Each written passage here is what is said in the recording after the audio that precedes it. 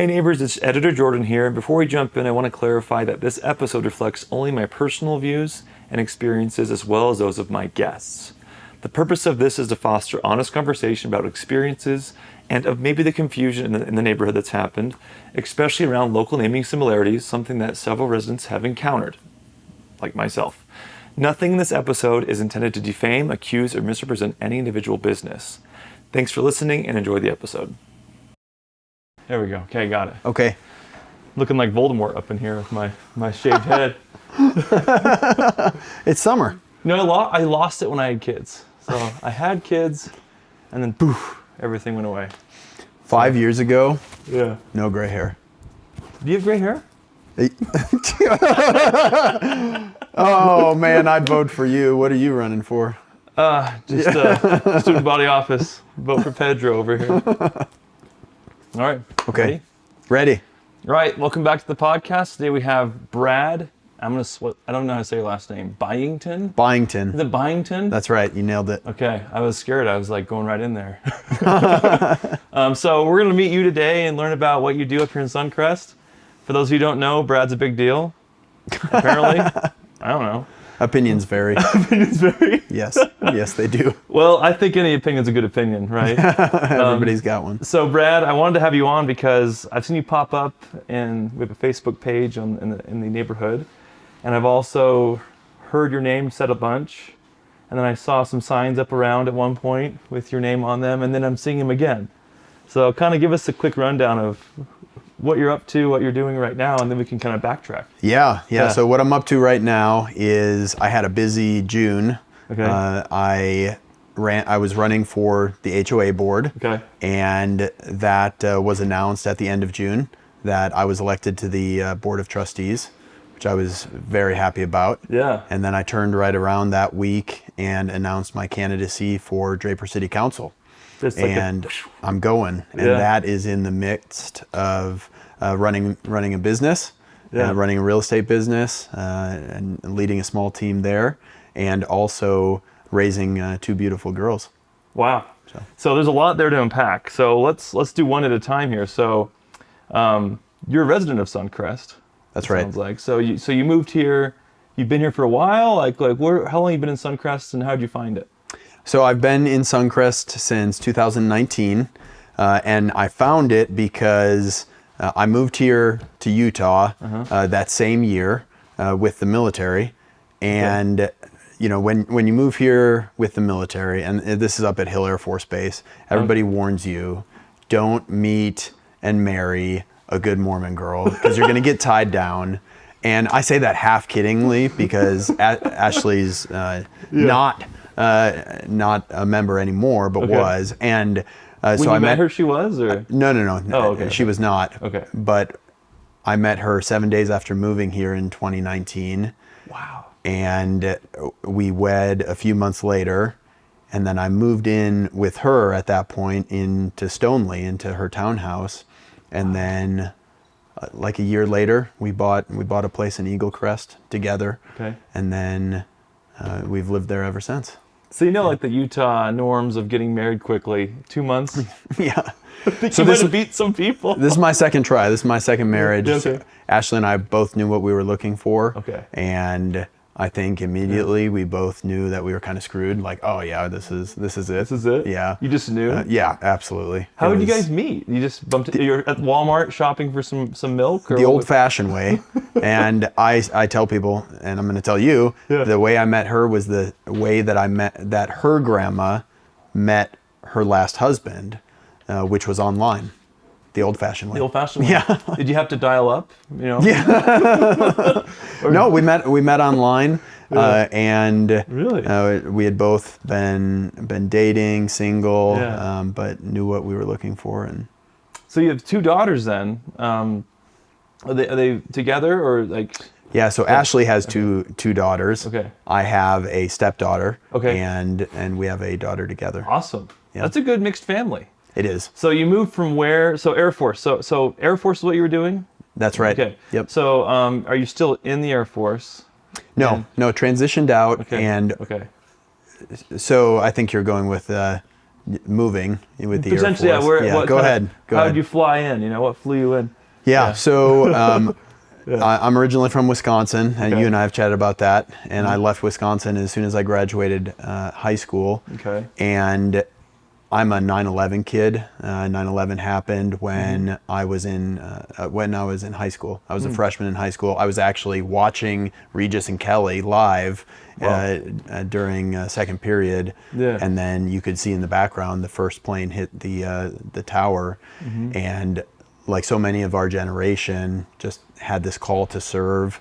Had just felt like I needed to do something, so I started talking to recruiters. When I was 16, 17. And I enlisted in the Air Force. Wow. And at 17 at 17, I signed up for a delayed entry program. Yeah. And then I had also applied for ROTC scholarships to become an officer, basically a college scholarship through the military. Right. And I earned that as I was waiting to go to basic training. So instead of going to basic training, I went to college. And I went to college for 4 years in Minnesota. Okay. What did you study there? So we had to declare a major in our sophomore year, by the second week or something. Okay. And I was a horrible student. I never did like school. I was not a good student in high school. Freshman year of college was very rough on me, and academically. And so I went in and I just said, hey, what's the easiest major? Yeah. Because the Air Force did not care what major you got. They just need you to have Nothing a 4-year degree. Okay, just a degree. And they said sociology. Really? So I signed up for sociology and criminal justice. Interesting. Sociology ended up being a passion of mine, like Really?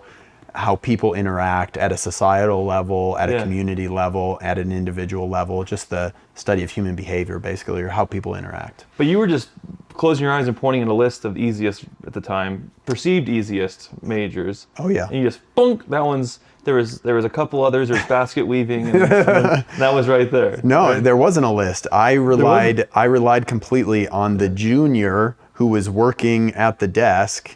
A junior in college, some dude, and just some gal, and some lady, some lady, and I'm like, "What's the easiest major?" She's like, "Oh, I don't know, sociology." I'm like, "Sign me up," and that was it. What if it was hard though? What if it was hard? Well, I would have made it through, because academically I figured it out. I improved. I figured out that I needed to focus and spend time doing different things. So you said you were a bad student. Was it because you were bored during school? Because you're a sharp guy. Like, I can tell you know what you're talking about when you do something. Is it because you're doing something else? Like, what was making you a bad student at the time? Wow. I don't know that I've had that level of introflexion. Yeah. A doctor said once when I was a kid that I had ADHD, and my mom refused, to her great credit, refused to put me on any sort of meds. Right. And instead put me in track and field in like elementary school. And that really defined a large portion of my life. Really? But just got me more active, and that seemed to help. But I think just growing up and just focusing, I was able to focus more as I got older. So track and field is a big part of your identity then, because school is not who you were, but track and field might have been. That's right. What were the things you identified with in track and field? So I identified with the team mentality, right? We were on a team, especially a relay, like a 4x1, 4x2, 4x4, like you're on a team for sure. And then even in the individual events, you're earning points for your team, and then your team gets an award. Which people don't realize it's a team-based sport. That's right. They watch one guy running around or one girl running around, and they think, that's the fastest person. That's right. So it's teams of 4, 6, 2, like it's always a team type thing. That's right. Yeah, so to your point, in a race, say the 400-meter dash, if Team A has a runner who wins first place, but Team B has a runner who is in second, third, and fourth, Team B is getting more points for the team, and they may win a team championship at that point. So you did that all 4 years of high school? All 4 years of high school, and then my first year of college as well. Really? Yes, yeah. Did you get scholarships with it, or? No scholarships, Okay. And it was a D3 school. Yeah. But I like to say I was a collegiate athlete, and I was, but half jokingly, because my focus had to become my Air Force training at that point. Yeah. And our sprint coach would say, don't run any more than a mile at any one time. We're going to do sprints. We're going to do strength training. We're going to do things to make you a good sprinter. Okay. And then I'm also trying to be the best Air Force trainee at that point. Yeah. And we run a 1.5 mile distance. So what was your mile time? So I wasn't running a mile, but I was running 1.5 miles in about 8:30. Wow. Which a is mile and a half? Which is quick, but if you take that speed and apply that to a 200-meter dash, that's very slow. Yeah. So of course, it's a sprint. Yeah. Right? Yeah. So it was also a time thing. So I didn't have the time to commit to all the extracurriculars I was doing. So I left track and field after my freshman year of college. Do you wish you would have pursued more if you had the time because you were good at it? And what was your event you did the most? There was like one the event. 200. The 200-meter dash. And that's like is that one stretch of the track before the turn? That's half of the track. Half of the track. So you go around the bend. That's right. Yep. Wow. On 200. So you start on the straightaway and you hit the turn, or do you start on the turn? You start on the turn. Wow. So it's the track is a 1/4 mile. So a 200 or half the track is 1/8 of a mile. Okay. So it's relatively short. So why do you like that one the most? Because I would imagine running shorter sprints is better, right? Like is it about how fast you could run for how long? Or So a 100 is very strength based. So the one stretch of the straightaway is very strength based, and you have to your muscles just go, boom, and then it's over. Yeah. For a 200, there's a little more endurance to it. So I was just not speedy enough from the get go. For the 100, but the 200 I performed well. So there's more strategy in those longer races because you have to. And that's still a very short race, right? Yeah. I mean, the strategy really comes in for the long distance runners for like the mile, even the half mile, just 2 laps around the track. There's more strategy. And you've done those as well? No, Okay. not competitively. I mean, I've ran a mile around a track as fast as I can, and it's very hard. Yeah. And I'm guessing you still do some running. That's right. So even after I left track in college, then I started doing longer races. I would do a 5K. I did a marathon in college, which absolutely sucked. And then I redeemed. I overtrained for it. I ran way too many miles, and I had this notion in my head that I should be cutting weight at the same time. And I've never been a big guy, so I was malnourished. I was overtrained. So I redeemed myself like 15 years later, and then ran another marathon when I lived in Washington D.C., and that was much better. So why run a marathon though? I mean, it feels like such an arbitrary number. It's such a long distance. Is there in back of your mind like I have to do this, or is it your friends doing it? Like what's making you want to do that? All of the above. Yeah, it's like the societal thing. Well, at least in track and field and running culture, like the marathon. It's like the pinnacle of running. That's right. Yeah, or it's at least something to do. And people often get into it in their 30s and 40s when they have more time. And the best marathon runners in the world are in their 30s and 40s. Really? Very interestingly. Yeah. So you were doing it more as a leisure activity at that Absolutely. point. But because you like the exercise and that sort of thing. So that shaped a lot of your decision making. With maybe the ROTC program helped push that even more, because you're like, I'm building strength for this. I'm going to defend the country type thing. Yeah, and I just wanted to be the best at what I was doing. Right. And one of the metrics of success was how fast do you run a 1.5 miles. Yeah. So no longer was I worried about running 1/8 of a mile. It was how fast can I run a 1.5 miles. Right. And that kind of played into, we had a class ranking for the Air Force. Part of it was your academic scores. Part of it's your physical fitness scores. And then there's some more subjective measures. But those objective measures I could control. Yeah. I made sure that I could control them so I could work my way up in the class ranking. And then you get what you want later down the road if you're higher in the rankings. So you would use the athleticism, and then you would as you were progressing in that, you would say my academics I can still work on and improve. And I'm guessing at that point you were maturing more and having more success with academics at that point. Because you were in college, but you were also in the program, so you had dual motivations to get a good GPA, even if it was an easy program. Yes. So you also wanted to be the best in the ROTC group. That's right. And then into your field of study. That's right. Which was Air Force. That's right. You had to choose Air Force, right? It wasn't like That wasn't what you started with. That's what I chose. You chose from the That's what I beginning. chose. Yep. Really? Why Air Force? Because there's all these different options. There's submarines. There's battlefield. There's all these different things. Yeah. What made you go to Air Force? So in high school, I went and talked to all the recruiters. Yeah. I did not talk to the Navy, and I don't know why. There was just something in my head that's like, there's no reason to go talk. Is it the outfits? You didn't want to wear the? Yeah, I don't know if it's the outfits or the boats. I still, and this is total sidebar, I still have a very unreasonable fear of swimming, open water. You do? Yes. So later, the running developed into triathlons, and I've done several triathlons here. And every time I'm in a reservoir, I'm in a river, I'm swimming anywhere, I have this unreasonable fear that I'm going to drown or be eaten by something. Under you. And nobody's going to ever find me. I mean, it's a reasonable fear, I would say. I mean, you don't know what's in the water you're getting in. It's not reasonable. It does not happen. So it's possible. Thank you. It's possible. It's not probable. Okay. Like when you start a triathlon, the first event is swimming, and if it's in a reservoir, you've got hundreds of your closest friends on the shore. Jumping into the water at the same time, kicking. People get kicked in the head. They go unconscious. Right? Things happen. Got paralyzed last week doing one. I did not see that. But things happen all the time like that. So, but that's what was in my head. Yeah. So, so I would get into this cadence as I'm swimming. Don't die, don't die, don't die. But going back, I don't know why that is. Yeah. I have no idea why that is or where that came into play in my youth, where I had this unreasonable fear. But I did not go talk to the Navy. When did that fear come to fruition? When did you realize it was a fear? Was it when you started training in swimming, or was it when you were in a reservoir for the first time in a race? Like, when did that switch turn on where you're like, I'm scared of this? I think it was, and I still do it, right? So it doesn't prohibit me from doing it. I don't want to do it, but I don't know. I think it was when I was in Utah, probably at like Echo. I think Echo is the name of the triathlon. That might be the name of the reservoir that I was racing at, where I'm like, yep, probably gonna die. Just keep swimming, keep swimming, keep swimming. Absolutely, the most ridiculous thing in the world. Yeah, there was one point. It was weird. COVID was going on, and I hadn't driven for I feel like a few weeks, maybe even almost a month or something.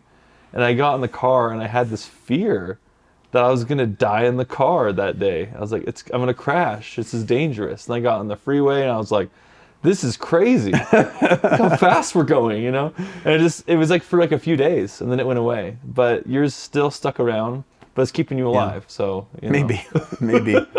I'd say fear of the water is not a big deal. I mean, but if you're racing, it might be hard. So you did triathlons, but that was when you moved to Utah. That's right. But you did Air Force for quite some time. That's right. There's this story arc of Brad where you're in this kind of, I'm going to call it a black box for civilians who don't know what's going on, but you're in the Air Force doing something. For how long? That's right. Yeah. So after college, I graduated, and my first duty assignment was Montana. So I move out to Montana. I'm there for about 3 years. Spent some time in Afghanistan. Wow. Then I move out to Ohio, Dayton, Ohio. Spent almost 3 years there. Then moved down to Little Rock, Arkansas. And you don't pick these places; they pick for you. That's right. That's right. Well, I requested to go to Montana because I'm like, this sounds awesome. Yeah, was it? It was awesome. Yeah. And I guess that I went there, and they're like, yeah, you can go to Montana because nobody else wanted to. Yeah, and everybody there was miserable. Yeah. But I'm like, you're in the mountains. Yeah. I was fly fishing every weekend. Really? I shot so many deer. I had the time of my life. Skiing up in like near Glacier Park, Whitefish, Montana. That's where I first went to when I first went to Whitefish. Wow. Beautiful. So there's a Teton behind the Tetons back up in that area. Is where you're at? Yeah, so I was in Great Falls, Montana, which is like on the plains. Oh, There's not a ton going on there, but you're a 30-minute drive to the mountains, and there's so much to do. The people that complain the most were playing Xbox all day, all night. Oh, it sucks here. I'm like, yeah, I bet it does. Yeah, your life kind of sucks too. But I like the image of a guy in the Air Force playing Xbox, playing an Air Force game on his time off. That's exactly what's happening. Is that what's going on? Yes. Yeah. And people have different hobbies, right? Yeah, so I'm not pooing on anybody's hobby. But just imagine it's like a truck driver getting off and then doing driving simulator of truck driving after work, Yeah, my observation of those folks was They're complaining about Montana, but they've never experienced Montana because they never got outside their house or their apartment or their dorm room. Or even Utah. People complain about Utah, but they're not experiencing Utah. You know, and you moved here and you see what there is to do in the same kind of perspective, which is interesting. So you're there you bounce around. You do some time in Afghanistan. Yep. And I didn't thank you for your service, by the way. Thanks for serving. Thanks, the Jordan. country. I try to remember to do that because I haven't served, right? And then Afghanistan, I'm guessing, was hot and dry. Hot, dry, not fun. Everything beige. But everything beige, except in the spring, actually. The spring, they have a great aqueduct system and irrigation system. And in the spring, they'll let water flow throughout the country so people can grow watermelon. And they have these like white melons that are... In Afghanistan. And they grow a lot of different things in Afghanistan. But you know, where I was in Kandahar, they would grow watermelon and white melons. And these white melons, and I think there's a technical name, but they're just sweeter than a watermelon. It's all white. It's really interesting. Is it white on the outside too? You know, on the outside, I can't recall. Is it green? Because there's a hammy melon, Santa Claus melon. There's a lot of different melons at Smith's. Of all the things we were going to talk about, I did not expect it to be melons. So next time I'll come more prepared. We'll have some melon in a bowl and we'll sample the melons.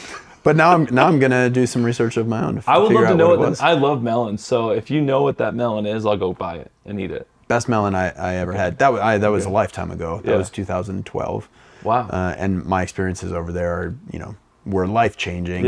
And very fortuitous. They just impacted me a lot. But, you didn't anticipate being in Afghanistan at any point in your life. You were there. It was transformative. You were there for how long? I was there for 7 months, but I did volunteer to go to Afghanistan. Yeah. I mean, and going back to, being a 9/11 kid, my best friend did enlist at the same time that I was going to college. And when I was a freshman, sophomore in college, he was hunting terrorists in Afghanistan and all over the Middle East. Really? Well, I was like studying Math 101. You're like, I can't get to this math class. And he's like, just shooting guns. And he called me when I was complaining once to him, like, hey, I'm going to drop out so I can get in the fight. He called me on a satellite phone from Afghanistan, which the military pays outrageous amounts of money for. So it was a costly call. And Hundreds he's like, of dollars, right? Yes. Yeah. Like, yes, so much.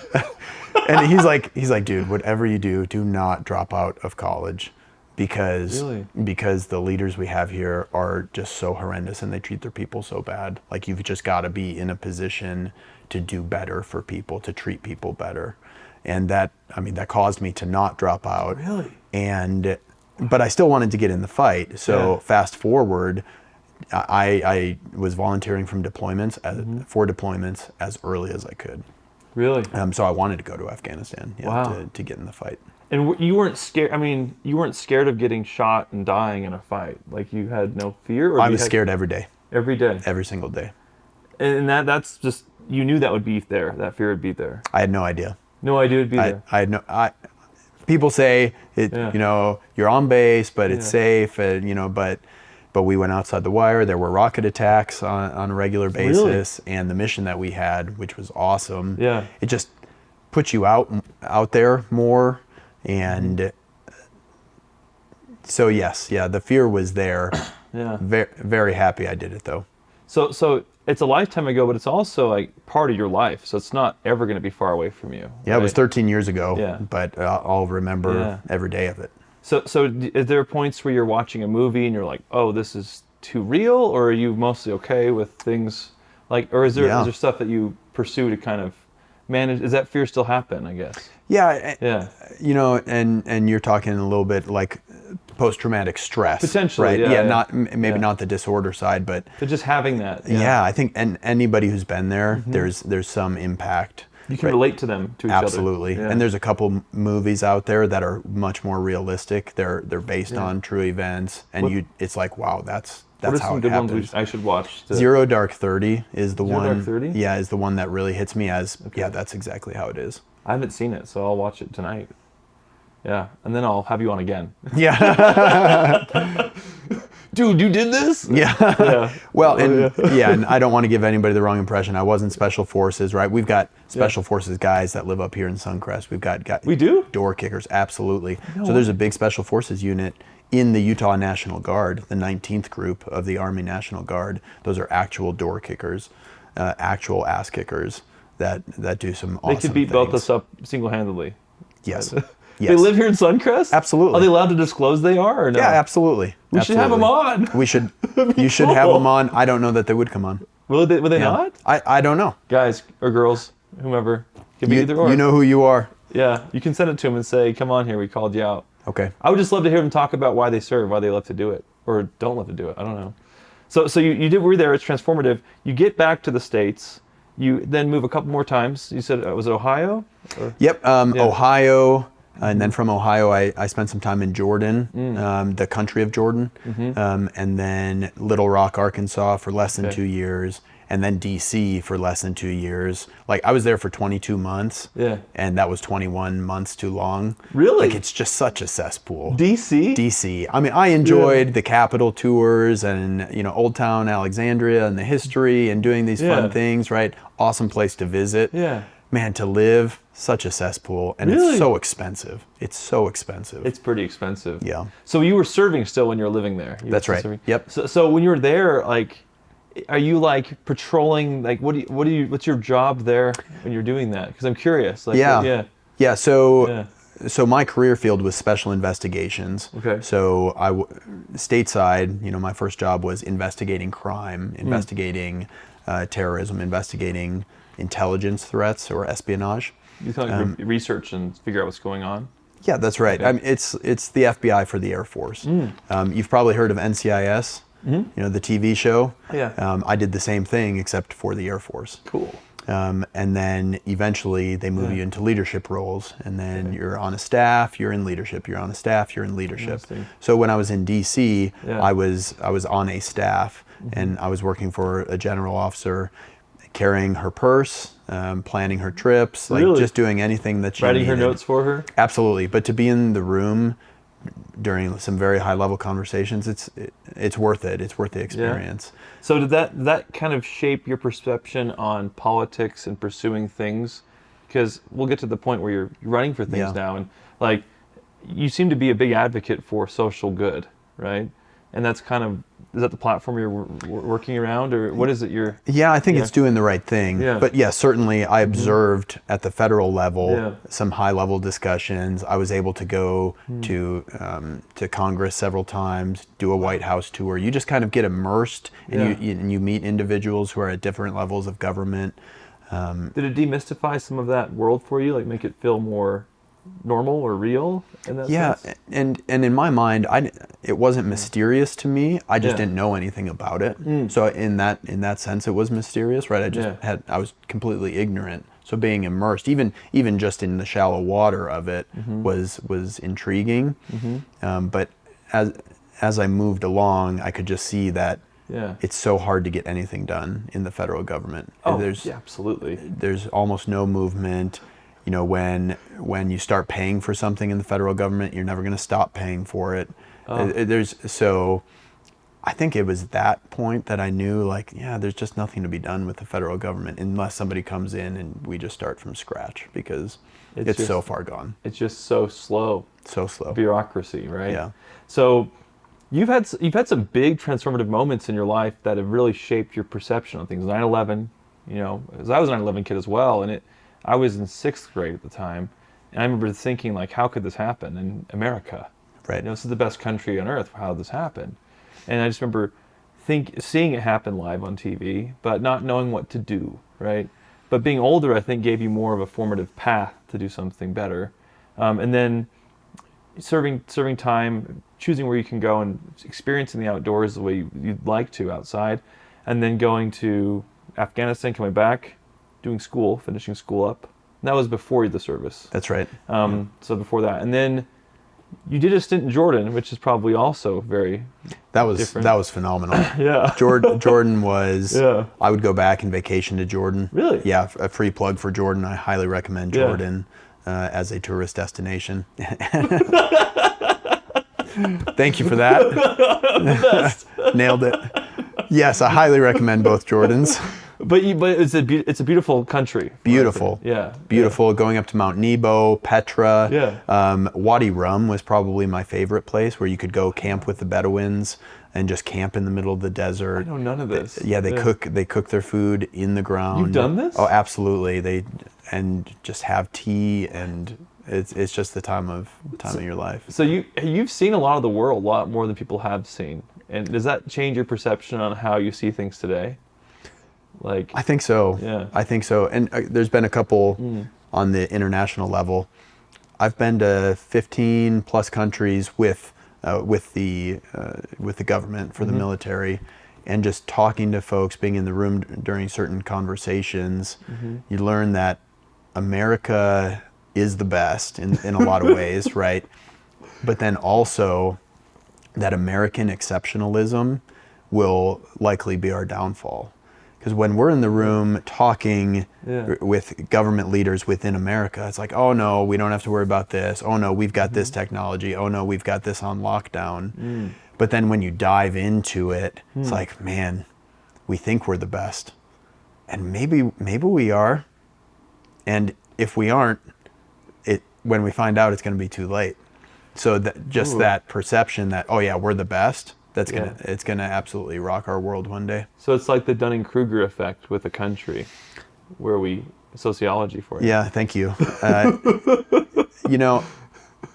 And not to go into it too far, just some of our technological advances that we have, we actually do not have an advantage. No.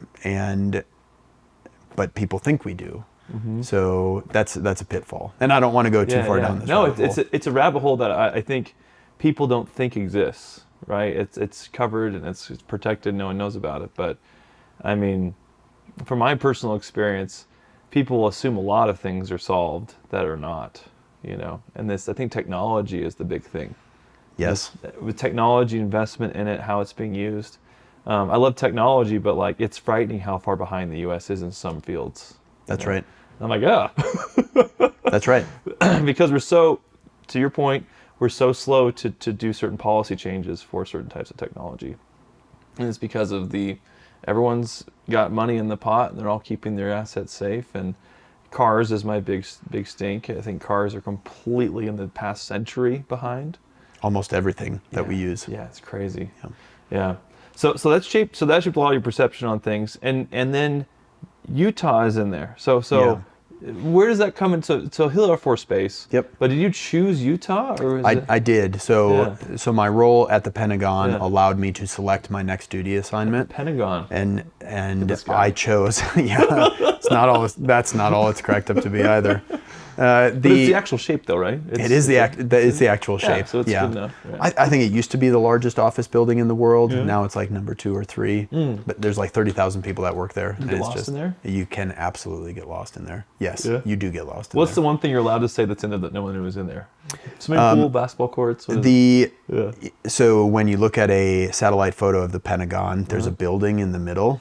Okay. And it's a hot dog stand. And it's called the Penagino. No, but there's this courtyard. Hot dog stand? There's this hot dog stand, and they sell lunch and things like that. Is it Pentagon shaped? Or No, it's not. It's just a building in the middle of the courtyard. And this is an unclassified little known fact that during the Cold War, the Russians were trying to send spies to figure out what this was, because so many people would be going to this. Oh, like a point of intelligence. Yes, like they're like, we got to figure out what's there. It must be so important. And they were selling hot dogs.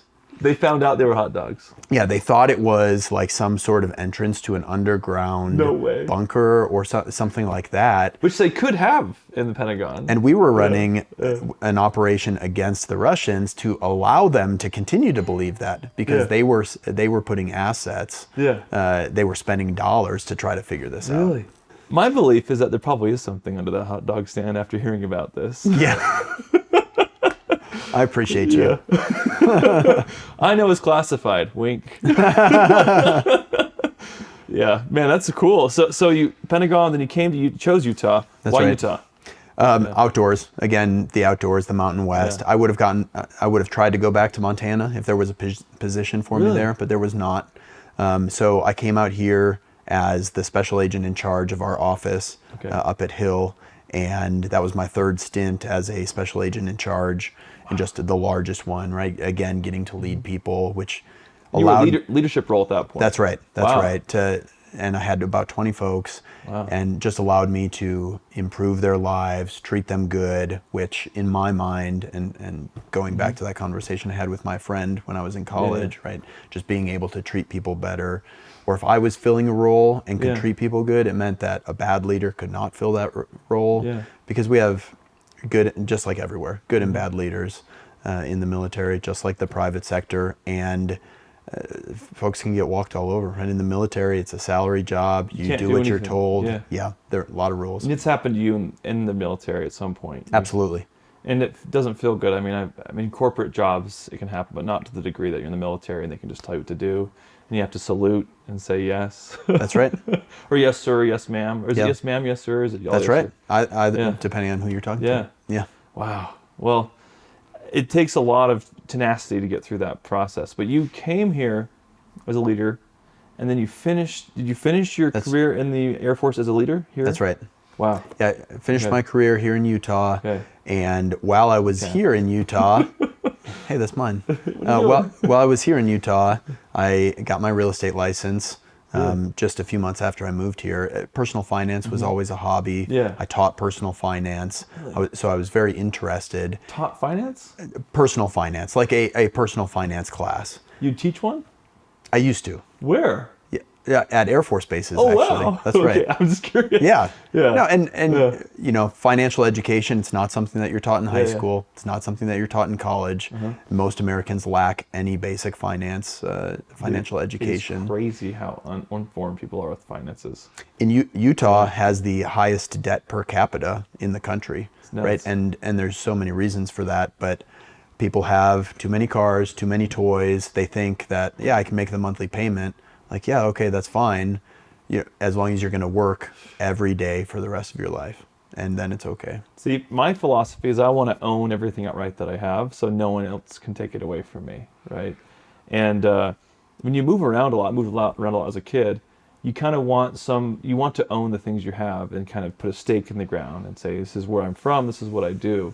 And I don't want to project that onto you, but I feel like you're doing that when you're running for different things. 100%. So I want to kind of explore that with you as our last topic here.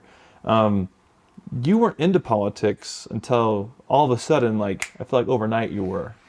It felt like that as an outsider. And that could be the perception. And so let me address that. That coming here, I did absolutely have that feeling of, oh man, just moving around is getting old, but I'm moving up the ranks, I'm promoting, I've got these goals. But then I met my now wife and we had a child, and I'm like, this is where it's at. And I've got more opportunities on the outside. So this is my opportunity. Stakes in the ground. Utah's the place. 38-minute drive to Snowbird, mountain bike from our front door. This is the place. So now for almost 6 years that we've lived up here in Suncrest, yes, this has been home.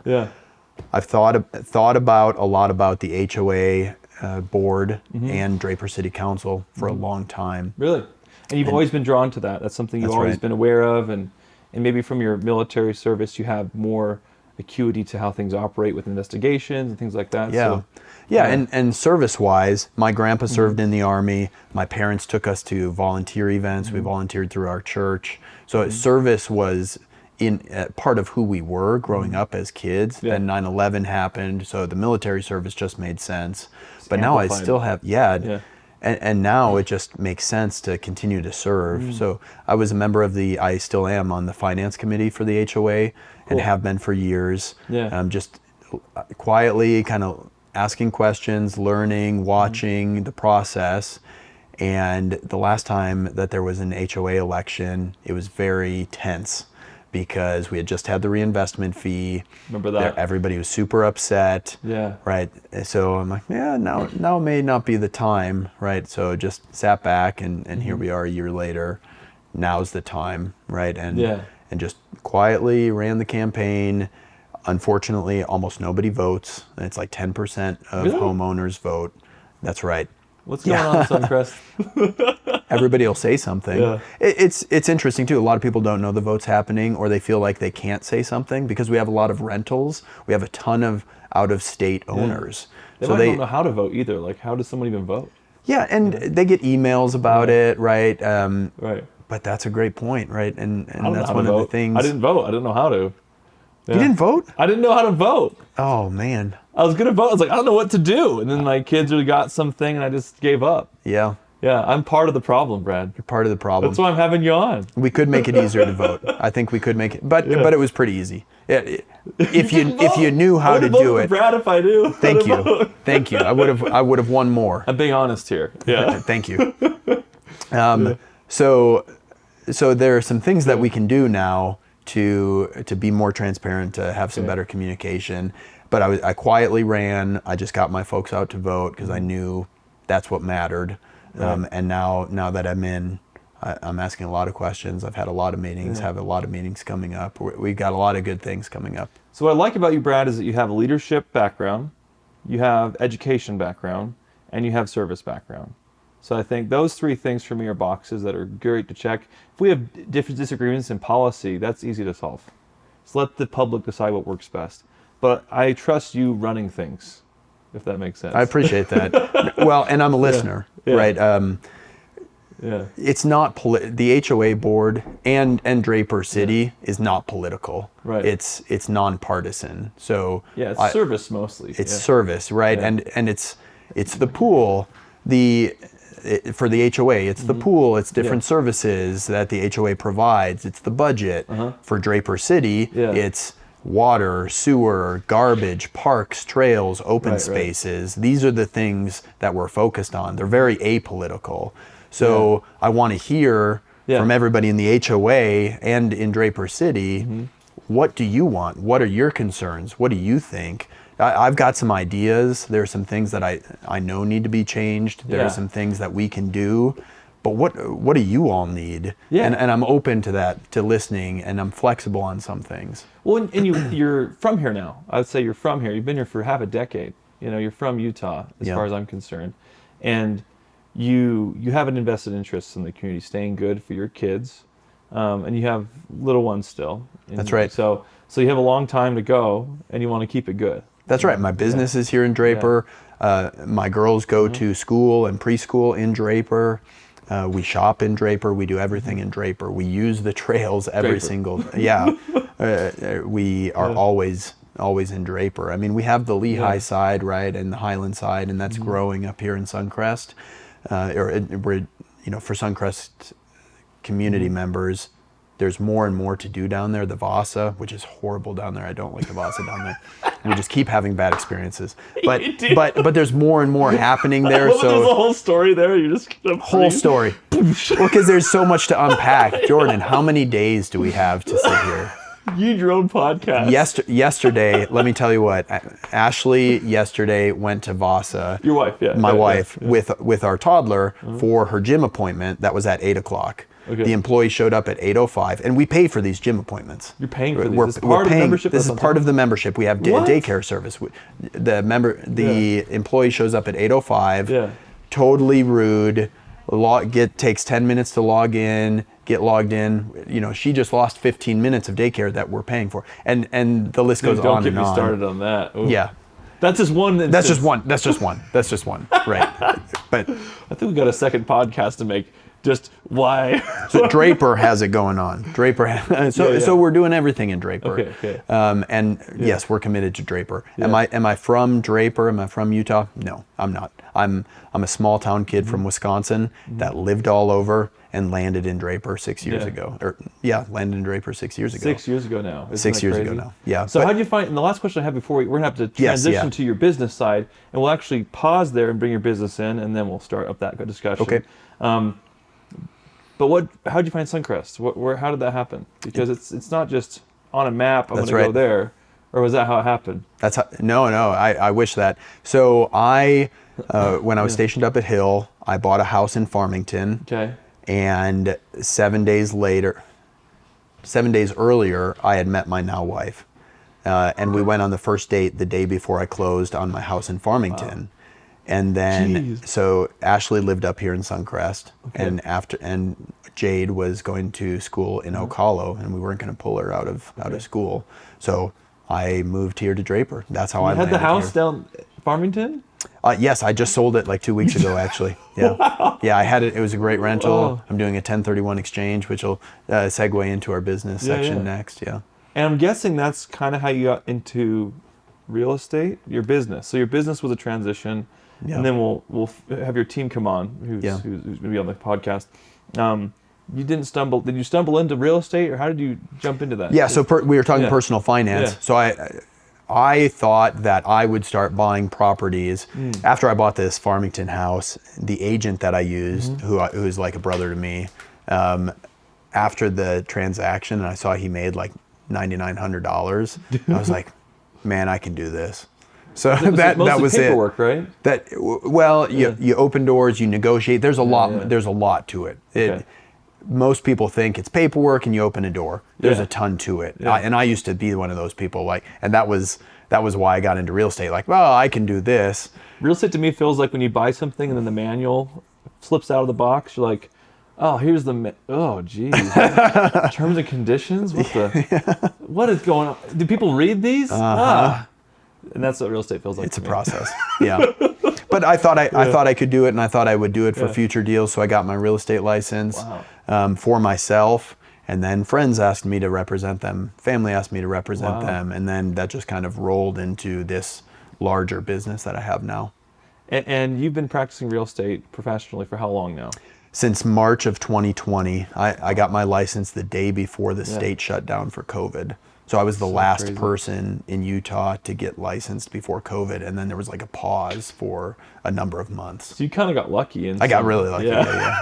And I may not have completed it if I had to wait. So if it didn't complete, what would you be doing now? Yeah, great question. I don't know. Yeah, a W-2 job Triathlons somewhere. don't die. Oh man, yeah. Well, I want to get to the business side of Yep. Brad now. That's a big part of why you're doing and things and working every day. It's most of your time. So we'll cut this part of the interview. Okay. And we'll start back up again with your staff. Does that work all right? Sounds great. Okay. We'll be right back with his staff. All right, welcome back to this portion of the interview. This is Brad and his group. And you can give me the correct terminology, Brad, here. So how do you call each other and what's going on here with your business? Yes, yeah. So in real estate, very few people are W-2 employees or work for somebody. Everybody has their own individual business. So in our brokerage, we have independent agents that work in the brokerage. And so they're agents that I work with. Yeah, and we're a team together. So a unit, but you can operate independently. So brokerage, so there's some terms here that us lay people don't know. Yeah. Brokerage, that is business? Yeah, so I mentioned that I got a real estate license a few years back, right? That was as a real estate agent. Okay. At the end of last year, I sat for the broker test and I became a real estate broker. Being a broker allows you to be a managing broker, so you can own your own brokerage or be a branch broker. So now I'm a branch broker of Live Work Play Summit.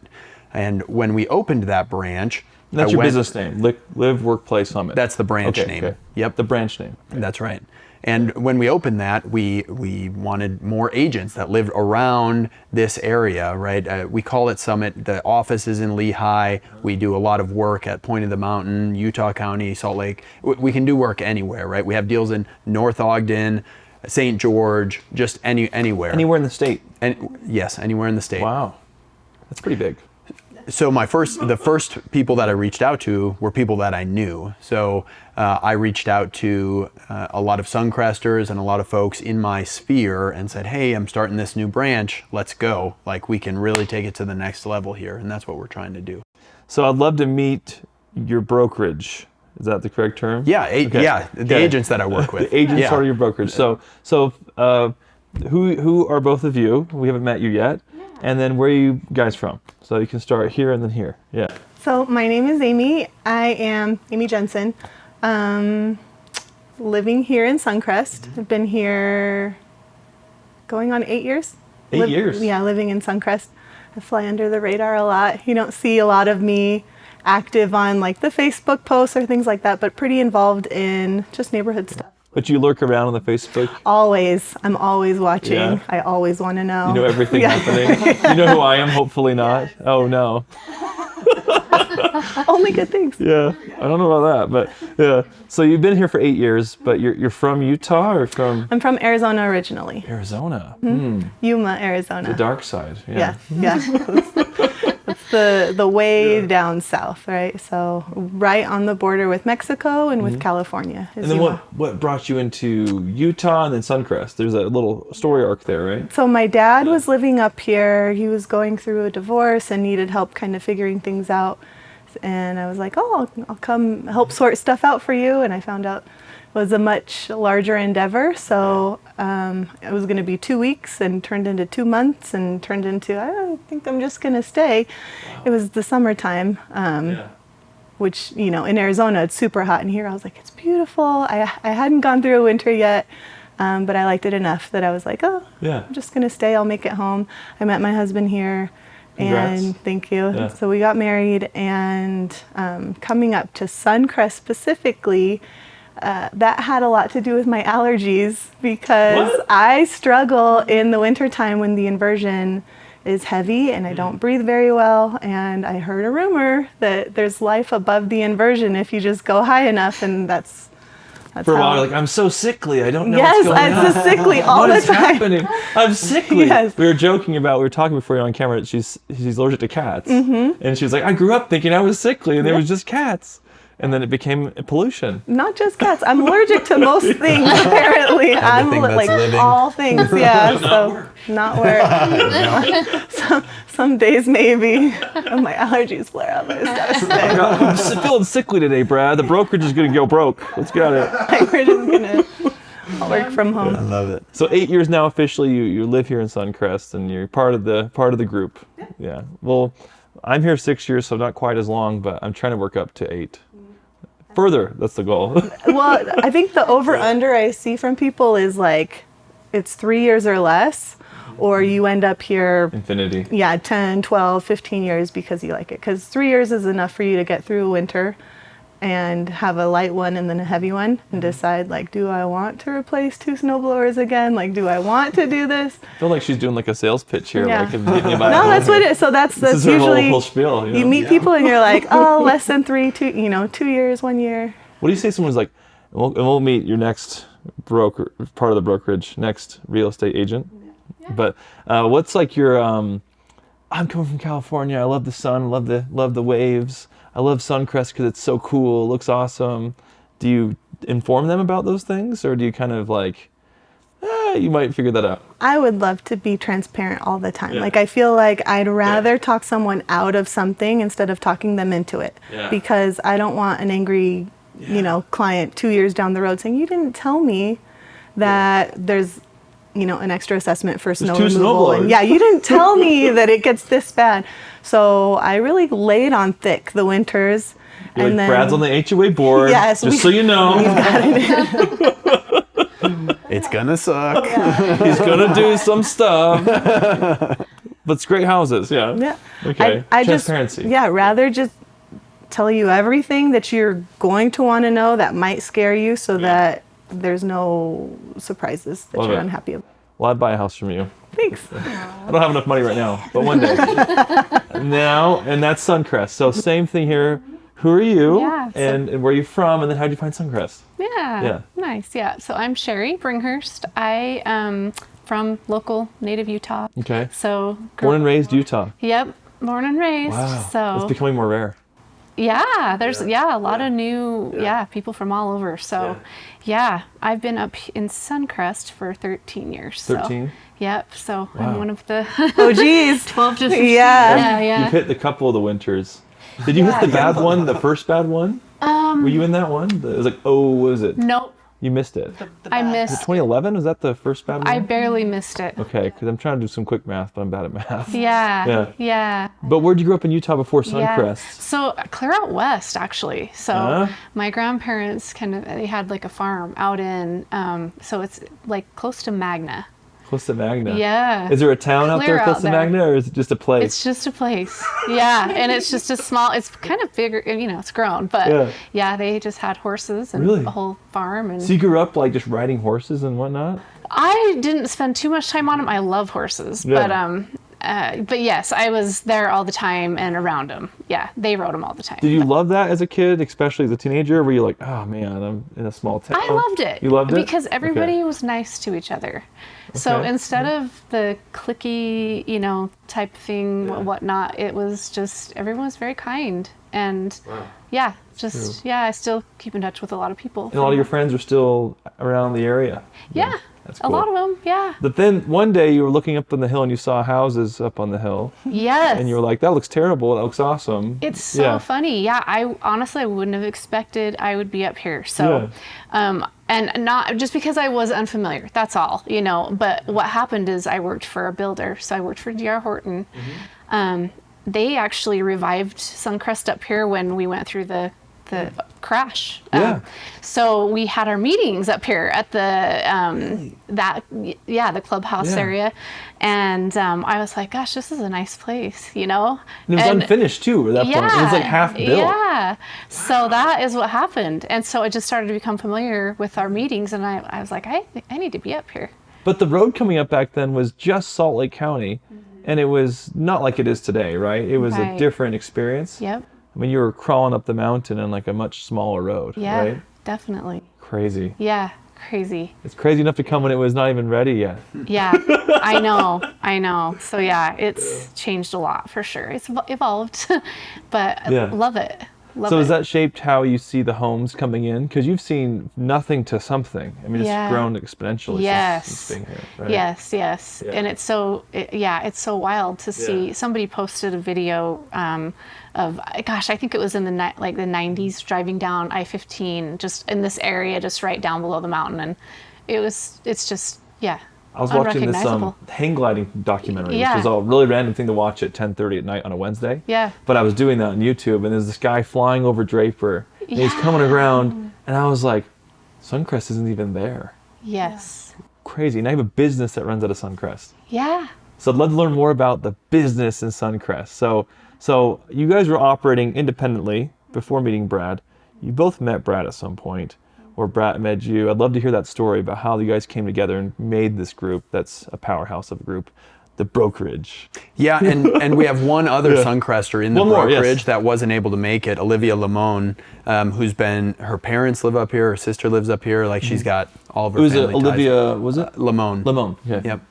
Okay, sorry you can't come, Olivia. Yeah. Next time.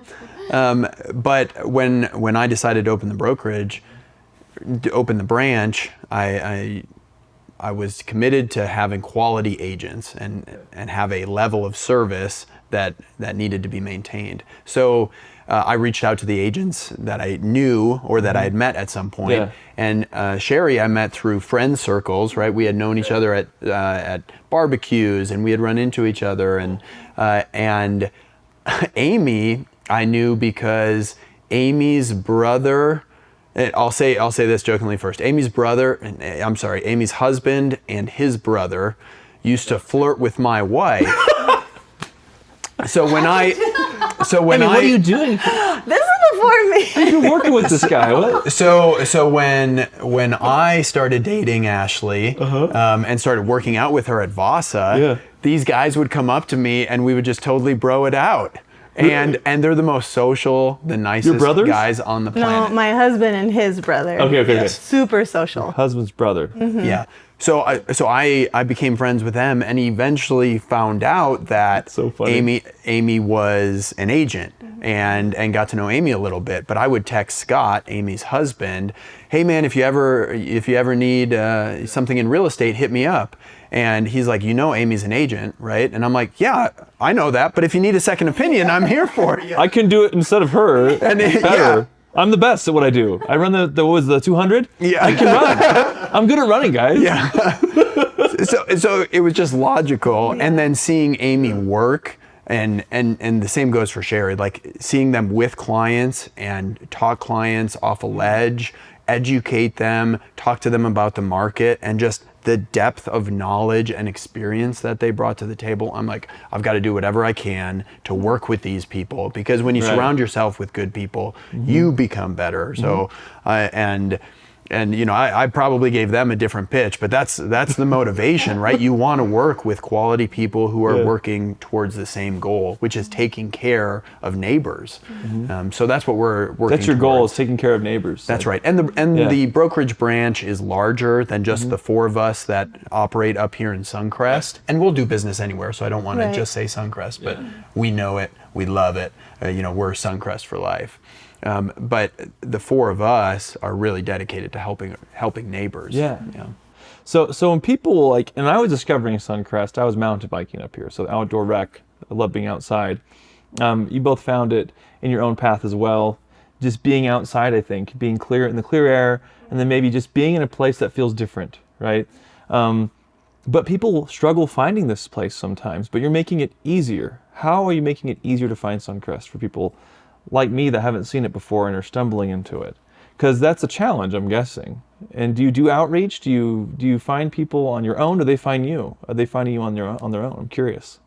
Wow, that's really tough. Yeah. I mean, things happen organically a lot of the time, and So just as humans, you tend to speak on the things you know the best. So I can't tell you how many times I'm meeting with people and they're thinking, oh, I want to be in Lehigh specifically, and then they talk about what they like, and I'm always like, well, have you thought about just a little sojourn further up the hill so you can see something else, because it's beautiful? And they tend to come up, see it, and just love it, right? So I've not tried to specialize in Suncrest historically. I don't want to step on toes. I'm just trying to, you know, be happy and get along. But I've helped people buy up here because I love it. And when you're talking about the things you love, it's hard to ignore that type of passion, right? So it just happens organically. I'm talking to people, and no matter where they say they want to be, I'm like, well, have you thought about just a little trip further up? You got 4-stroke, 2-stroke? No, it's just beautiful. Like, we're all up here for a reason, and I think the beauty is a big part of it. And so that's an easy sell when they come and take a look at it, and then you hit them with, let's talk about the winters a little bit, and talk to me about your your snow blowing needs and how we might be able to work through that. But eventually people see that you care so much about this area that you want them to live here. Like, I wish you were my neighbor. Yeah, come be my neighbor. Yeah, and is that the same for you? Totally, because I am on the trails every day. Really? So, do you ride or run? What do you do on the trail? I'm with my dogs. So, dogs? Yep, I'm dog. with my dogs. Yeah, my dog. Yeah, my dog. I'm just thinking of like dog sledding. Mushy. Which is not out of the question in Suncrest. Right. It feels like that sometimes, for Depending sure. on the winter, 2 Februaries ago. That's right. Oh yes, yeah. But yeah, that's it. And so I'll invite people up, and mountain biking as well. Really? So yeah. But I hike more than I mountain bike these days, but I love the trails for mountain biking as well. And the trails are incredible, and they didn't just happen on accident. No. You saw them be built. Exactly. Which is honestly incredible to think about. It really is. The depth of knowledge your team has on Suncrest is really deep as far as how it is,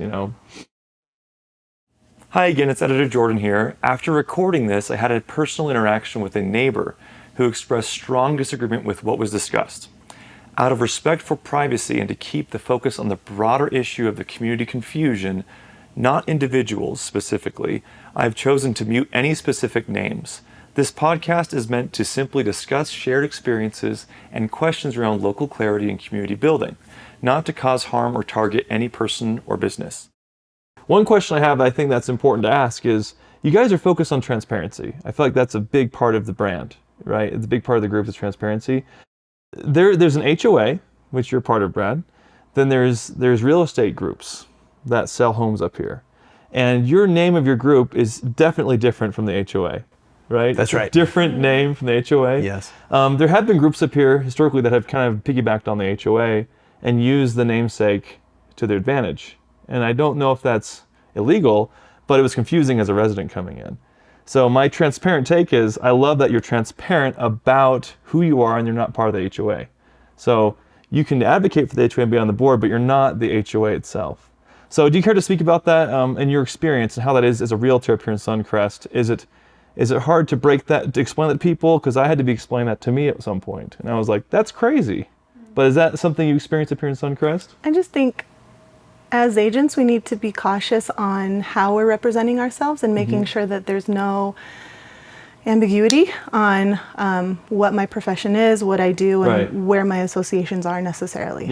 Yeah. So I can talk about living up here, I can sell a home up here, but I can't necessarily give information about HOAs or where to pay your bills or what to do that's speaking outside of my authority, right? Right. It's out of your jurisdiction, so to speak, and that's respecting the authority of the HOA in its realm. Okay. And then for you, Brad, has it been something that you've had to navigate? Yeah, certainly. Yeah. And just to be a little more pointed, respectful, any real estate agent can sell in Suncrest. Anybody who's licensed. Yes. And you can choose any real estate professional to buy a home in Suncrest, to sell a home in Suncrest. There's no one group. There's nobody associated with the HOA. Right. And recently, the HOA has made concerted efforts to make that clear. Just last year, if you're a member of the HOA, you received an email stating our website is suncrestoa.com. It is not Suncrest. Right. And I think we've all experienced it. I'll speak for myself. I've been at an open house when somebody walks in and says, "Hey, how do you know?" Just be very pointed. Yeah. I mean, they work up here. They're neighbors of mine. They're awesome people in the community. Oh, well, how long have you worked for them? I'm like, oh, I don't. I do my own business. Well, they're the only ones allowed to sell here. No, that's not entirely true, right? And maybe that's the only person who thought that, but I think there's an education piece to be had here where... I mean, I thought that at some point too. I thought the HOA has their own brokerage. This is interesting. That's right. I was like, that's, I guess, helping people find Suncrest. Before I was an agent, my very first event that I went to, I met those who had name tags on and introduced themselves as the Suncrest Realtors. And I thought, oh, that's interesting. And then later when I became a real estate agent, I'm like, man, that is interesting. Now you're the Suncrest Realtors as well. Everybody's the Suncrest Realtors. Well, I mean, if you drive through the neighborhood, you see lots of different signs up, right? And some of them live here, some of them don't live here. You don't have to specialize in any specific area. It's open, right? So how we choose to market ourselves is going to be an individual decision. Sorry, Sherry. Nope, that was it. Just exactly what you said. I get passionate about it because I felt, when that happened, when I had that experience, I felt like, oh man, why did I think that? Or why did I mislead myself into assuming something? And over the years, I've become more passionate about, there should be a fair playing field here, and we need to make sure that all of the potential customers, all of the residents are educated that there is not a single brokerage that does business in Suncrest. Anybody can. And I would assuming is not great to do in general, but I would believe that if you had a better agent for somebody in a specific area, you would pass them along. Say, hey, I think this might be better for you over here, which I think that's those type of people I want to buy from. Right. But if it's like, hey, I'm going to take you down all the way over here where I've never been to see if I can find you a house I don't know about, that's a little bit more challenging, I'm guessing, to sell, right? Not just to sell, but to convince them it's a good place to live. Right. Then you have to live with the fact that they might not like it, right? Whereas everyone that moves to Suncrest wants to be here because you've either found them or they found you. And I think they've been nothing but nice and loving, and as far as supportive, all the above. I just want there to be transparency so people know that they are just like any other business operating independently of the HOA. Right. I want that separation because I paid for the HOA. I don't want to pay for services that other people are taking advantage of unless it's benefiting me directly, right? And that's selfish of me, but I will run my own podcast here to be a platform that's independent of the HOA. So, and I love that we have an HOA that keeps our properties nice, but part of that is that I have to trust that there's brokers here who are being transparent like you guys, real estate agents. I can't get the terminology right. You're nailing it. Real estate agents that are selling properties with that in mind, right? Like that you're able to walk into a discussion and be like, hey, here's how it runs. And I think to your point, Brad, one thing that happens to residents is they assume things are the way they've been. And that's how they are. That's how they've always been, right? A prime example would be like, this is a hot topic, the Ridge restaurant is for most residents more closed than open. When I moved here, it was never closed. So for me, I thought it was always open. Right. Oh, yeah. So I was like, wow, this is cool. And that was part of the reason I moved here. I was like, this is cool. And then it was actually more closed than open. Yeah. And for me, I was like, oh, I realized that. I didn't know that. And I started looking into it. I was like, what is going on, right? Same thing happened with the HOA type stuff, but people don't know that they don't know, right? And I appreciate you keeping them informed. Yeah, and just to put a fine point on it, people typically do not hire an agent because of a brokerage name. They hire the person. Yeah, right? yeah. So if somebody is a successful real estate agent, it's because people are hiring them. Yes. We went back and forth for a long time on what do we call the new brokerage, right? Because a branch, the new branch rather, because the branch has to have its own name. Right. And we went, I don't know, I spent hours and hours. You guys, it's so many tags back and forth. ChatGPT, this isn't working. And then somebody pointed out, like, nobody's going to care. Like, it's Right. really not going to matter. Yeah. So let's just finish it and move on with our lives so that You we could change can it tomorrow, I wouldn't mind. You could change it Or tomorrow. no. I'd be like, whatever. Yeah. Yeah. It doesn't make as big of a difference to everyone else, but for us, like you're trying to attach your name to something, like it holds a different, weight, and there's some affection that grows with it. Yeah. But to everyone else, they want to know Brad. They want to know Sherry. Like they want to know Yeah. who we are because that's who they're working with. It's not the name of the sign. Right. And I think as individuals, you carry your business very well, and you all want to work together to make that happen, and that's important. We had Peter Drubin on at one point, Yeah. and he had the same sentiment. He was like, my business name, it doesn't matter. It matters that people trust me, Right. Yeah. right? And I feel the same about any business, right? But it is important to have a good name, right? Well, yeah, I mean, it doesn't suck. It's a So good what's the name? Yeah. So the name is So the branch name is Summit. So the brokerage name is Live, Work, Play, and the branch name is Summit. and you have a logo and everything. I haven't seen the logo. That's right. Yeah, and we're talking about a new logo for our branch or for this area at least, but it's good. Yeah. It's coming. Yeah. I like the Live, Work, Play logo that we have. like it? Yeah, we've got a moving van that the logo's all over for our clients to use. I mean, Yeah. I feel like A I don't moving wanna van? dive- No, yeah. Yeah. The whole van. Yeah, I mean, Wow. sometimes you don't want to do a whole U-Haul for extended times, or you've got, undoubtedly, you move and you find out how much didn't actually get moved in the move, Yeah. and you need something to come, and so we've got that van that comes, and That's a lot, having a whole van. So do you load it yourself, or do you like hire a crew to load the van? Oh yeah, there's no chance that I'm loading. Yeah, I was imagining Brad just sweating to death. I've done that once. And for the right client, like I would get Yeah. out there and help him out. And He's so complaining about his Boston membership, but he's got a moving van. He can move things into. but the van, we'll provide the van, not the labor. Yeah. yeah. Yeah, you'll maintain the van too, but yeah. So Brad, what are some other things we should know about your business that you think people might need to be aware of who are discovering you for the first time and want to learn more? I think it's all about the agents that are in the branch. Yeah, what I want folks to take away is that we have some of the most professional and experienced agents. And when I say experienced, I don't mean years of experience, because there are agents who have been agents for 40 years and they've done 40 transactions. Right? There are agents who have been agents for 2 years and done 40 transactions. Wow. So when somebody tells me, I've been an agent for 20 years, or I've served this area for 20 years, like, have you kept up? Do you know the latest law? It's true. True. Have you kept up Didn't on think the about forms that. changes? Do you know the market? So your experience means almost nothing, right? In that sense, in years. The experience is in actual reps in certain things. Like Amy has done a lot of short sales. Taking a little action then. Yeah. Yeah. And Sherry has this unmatched experience with new builds on the buy side and on the sell side. So, if somebody goes to a new build by themselves, if a buyer is looking at a build, and say by Dr. Horton, as Peter would call them, Doctor, huh? and wants to buy a house, right? They can go unrepresented, or an agent there can represent them, but maybe they won't advise that you should get a home inspection. well, why should I get a home inspection at a new house?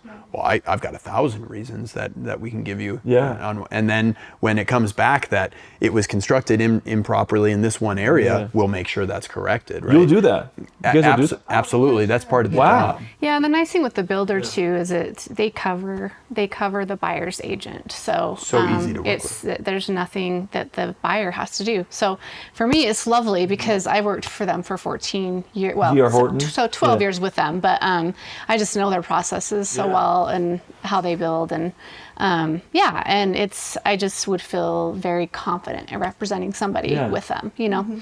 And you know them personally too. Like you're on the you're the actually, inside. You know the inside of the business, but you're able to operate independently. Yeah. Right. Wow, that's Exactly. pretty great. So it definitely helps. It's for sure where I feel confident that I would really they would benefit from representation with somebody that really knows that the depth of that part. She speaks the builder's language, Yeah. right? There So you when go. you're trying to advocate for a client, she knows how to advocate the best way because she knows what they're looking for, right? And so it's a good way to go about things. So what's the most jargony thing builders say that you're like, no one knows what this means, but I know it?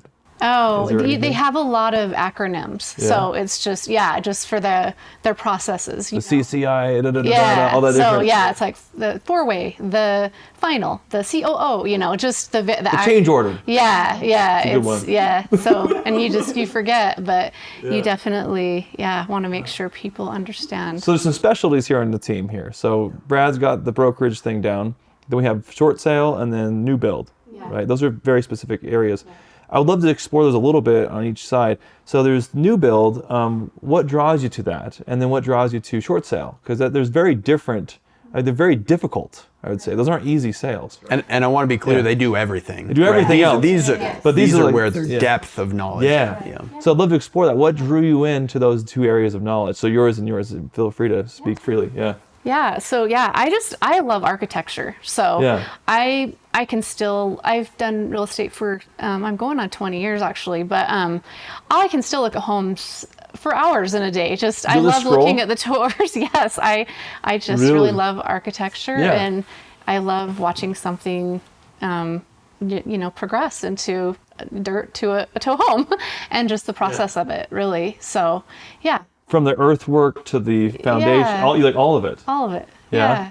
So I just love it, you know? And what drew you into it? Because small towns don't have lots of new builds. They Is that what drew you in? Was having something completely foreign to you happening, or something else? Yeah, no, I think exactly what you just said. It was just, there wasn't a lot of building going on back then, really. So it was that in itself. It was just, just fascinating to me. It's an exciting new thing. And then architecture itself, is there a certain style of home you love the most that you wish everyone would build? Well, Or is it anything?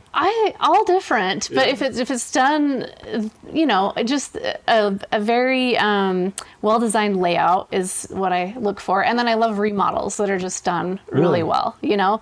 Yeah. But I mean, I do have, I love mid-century modern just because they're so, We try they to have do a lot that of character. here a little bit. Yeah, it's beautiful. Yeah. But this room never ends. It keeps going. Yeah. So what do we do? Yeah. This era had all those big rooms up front. Yeah, my home does as well. Okay. So And where are you at here in Suncrest? I'm right around the corner. So You are? Yeah, Aspen Grove. I'm a terrible neighbor. I'll tell you No, what. I know, If isn't that anything, funny? Yeah. I'm the worst neighbor there is. You shouldn't be talking to me, honestly. Get out of here. We appreciate the invite. It's like I live right behind you. I'm actually down, my dog's barking at your kids. It's right there. So close. Yeah. So funny. Yeah, so just new builds are exciting and they're Yeah. But just homes in general. I've just always had a fascination with them. Yeah. You're the type of person that can sit there on the app and just scroll. Oh yeah, and just look at all the photos. I get one scroll, I'm like, I don't know, just on you pick it out. Yeah. Realtor, pick it out for me. I don't know. That's funny. Yep. Yeah. And then short sale, I would love to know. That's a whole different realm. It's a whole different one. Yeah. So when I first got licensed, it's 2010, right? So we were coming out of what the recession, but still dealing with the bottoming of homes. And there was a lot of people who needed to sell for whatever reason, but they owed more than what the current value of the house was. Yeah. And so it's not as easy of a process to navigate because there's another person who has a say on what you can sell your house for, because they're the ones that have to accept the loss, which is the bank. The bank, which ultimately is the kingpin. The of all of them. mortgagor, yeah, Yeah. whoever owns your loan currently, because a lot of times it's not who you got the loan from in the first place. It gets sold and packaged up and goes many different places. And so there were a lot of homes like that in 2010, 2011, 2012. And it can be a little bit of a headache of a process. So there's a lot of agents that didn't want to do it.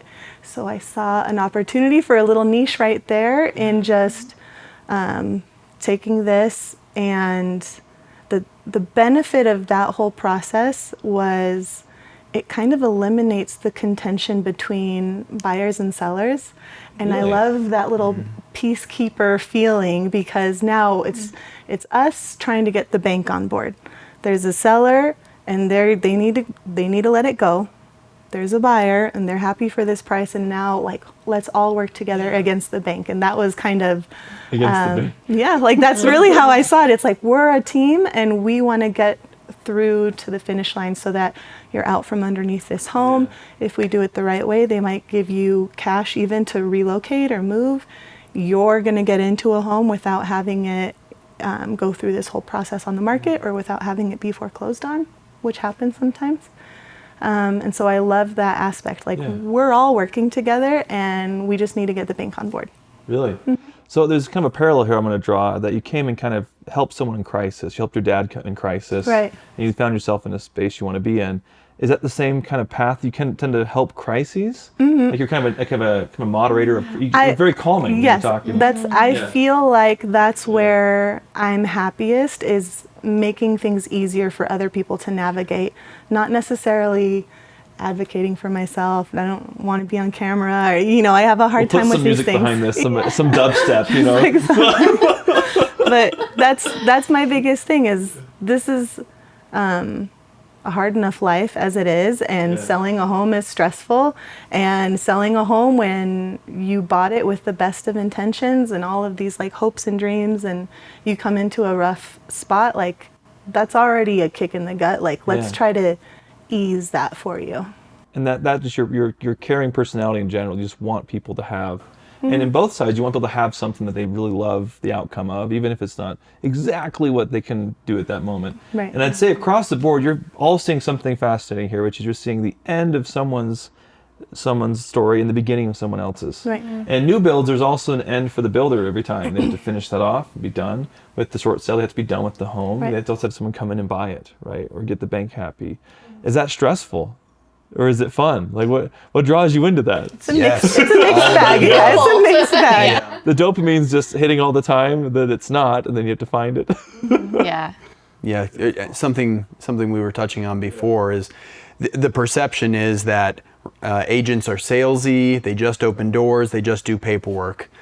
Well, we're also coordinating with the title company, we're also talking to the lender, we're also coordinating the inspection, we're also finding subs to go and quote prices, we're fixing things. There are obstacles that pop up behind the scenes that we hit down as fast as possible that the clients will just never know about, or we'll let them know after the fact. Really? And then renegotiation, right? So so many folks, why would I use an agent? And more people don't want to use an agent, but the people who don't use an agent don't renegotiate after they're under contract if something comes up. They oftentimes don't negotiate in the first place, right? So there are these financial benefits, but then there's also the trust, knowing like, we've done this, we've got your back, we're going to take care of you. And the people that we want to work with, we truly care about. And, Third one's not here. Yeah. Yes, yeah. So what is an example of something specific, if you can think of something, that you had to squash down quick? Is it something that stands out, you go, man, this is happening more than people realize, we're solving this specific thing, the whack-a-mole of real estate? Is there something out there that you're whacking down all the time trying to figure out? I think when you're a listing agent on a transaction and you get that first inspection repair request from an agent, and this is ridiculous. Like, let me just, The outlets are crooked. Let's adjust this before I even present it, because I know that this is unreasonable. Maybe you know it's unreasonable, maybe you don't, but I know that my seller will freak and this will do more damage than good. So let's regroup and talk about what the most important things are before we even take it to them, because we want to keep offenses away from Really? people, and moods and anger can take over a deal really quick, and we Yeah. are supposed to be advocates for our clients and mediators at the same time. We all want to feel good about this purchase. Coming in asking for $30,000 in repairs for a home, like everything brand new, this isn't realistic, and this isn't going to end in a happy place for us. And then you've wasted your money on inspections, and we've wasted our time. Let's just figure this out a little bit more between the two of us before we go back to our parties. So what I did was I contacted the guy who owned the house. And it was a rental. And I said, I won't do any inspections if you sell it for this price. Yeah. I was like, oh, this could be a bad thing. I mean, And he was like, fine. yeah, it can go either way. Some people are very reasonable, He and was they're scared of it happy to being work a with rental, people. you know? Yeah. Yeah. So any other examples you've experienced? So that sounds like inspections can be one that you squash. Yeah. Honestly, that would be the same one for me. Going through a title report ahead of time, knowing what to look for on a title Soil report. tests on the ground. See if, Oh, Right. Yeah, I mean, you so can do some With the lots that you're testing. talking- Yeah. that's right. So on Yeah. it. Go ahead. Yeah. No, just probably what you're going to say, just like the radon, if something's happened in the home, drug testing, meth test. certain mold, just stuff like that, can so come that up really here can be a and big there. deal Yeah. if people see it. I'd say the vast majority of my clients do not read the title report, and they don't read the seller disclosures. Buyers don't read the seller disclosures. Yeah. So before I send them, I'm reading the title report. Oh, hey, did you know, and this just happened on a commercial property that we're representing the buyer on, did you know that there's actually an easement 15 feet from the front start of your property into the property where you can't change anything, you can't build anything because there is an underground gas line that there is a utility easement on. You can't do anything to it. And I did not know that, but that's not going to affect our plan. So thanks for letting me know. We know this going forward when we go to sell the property. And then the seller disclosures, people will disclose things like, yeah, there was a flood, or hey, we had this problem. Well, if we don't read that, we can't tell the inspector to dig into that, and then it could be an issue down a year or two later if it happens again. On the inspection thing, just last night, so yes, we want to set expectations up front, like, hey, we ain't doing $30,000 of repairs in a $500,000 house that you knew that the carpet looked the way it did. On the other side, I'm prepared on the listing agent side for when a buyer's agent calls and says, hey, we just got the inspection report back and there's like these 5 minor things that they're concerned about. Sometimes they'll text it, or they'll email it, or they'll call. I'm immediately texting the handyman, hey, can you get over there in the next 2 hours to fix all these issues? You got people you can text right now to do stuff. Absolutely. I got to reach out to you guys. Yeah, no, I mean, we want to be a resource for the community Yeah. regardless. Whether you ever use us or not, Yeah. call and say, hey, we need a landscaper. Who do you know that can help with a fence? And a lot of times we want to recommend people that are in Suncrest, so we're all Right. connected, Suncrest businesses. right? So how do I find your contact? Call, like if I were to call right now, what do I go? Website, or where do I go to find your guys' contact? You can find all of us at liveworkplayutah.com. You can also find us all on Facebook as well. And if you're on the Facebook or Instagram, or if you're on the Suncrest page, I think we're all on the Suncrest page, so you could reach out to us there. I have a business site on Instagram, Brad Byington Real Estate, and you all do as well. Yeah, we have Instagram profiles and Is it plural saying Instagram, or is it Instagrammies? there should be awards for the best shorts, and we'll call it the Instagrammies. The real estate brokerage award, Instagrammies, where the best post, the highest post wins for the year. yes. Instagrammie. It's just it's an Perfect Oscar with idea. just it's a Grammy with the Instagram on the. That's on hilarious. I didn't mean to cut you off when you're No, speaking no, earlier. that's Yeah, well, is there anything you want to add, Brad? We're at about 40 minutes here, so Yeah. we've got the part people start kind of checking out the door, so to speak. But we love that we have a local brokerage up here that's independent from the HOA and that is transparent about their doings with the community. And also they can help people with more than just buying a home, it sounds like. That's right. They can get a moving van to your house. Yes. We have some staging. Staging is all you do, right? Some staging stuff we can supply, yeah. Yeah. And I want to add one thing, if that's okay. Yes, please.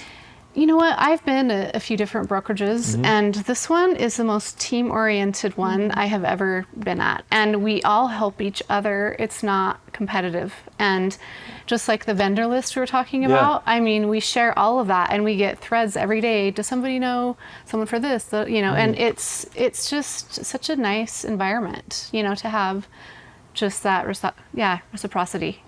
Just we really take care of each other, and I love that. And I do think, not to, toot his horn a little, but a lot of this comes from Brad's attitude and his mentality of just cooperative learning, and let's just all work together to rise each other up, which is 100%. It doesn't happen everywhere, which is awesome. Yep. And that's what he always says. It's an abundance mindset, not a scarcity mindset, and we take care of each other. So. Yeah. Well, thank you all for coming on the podcast, and thank you for sharing your team with us. Team? Team. Team Yeah, with us? sure. Team? Yeah. Let's go, team. Brokerage. Hands in. Live, work, play. Yeah. Live, work, play. Today with us. And if anyone has any questions for them, please ask them. But they're our neighbors, so that's why they're on the podcast. And if anyone else wants to come on, please talk to these agents and get in touch with me or something. But I want to just talk to more neighbors and people like this. So thank you once again for watching, and thank you for coming on, guys. Thank you so Jordan. much. Thanks. Cut, right?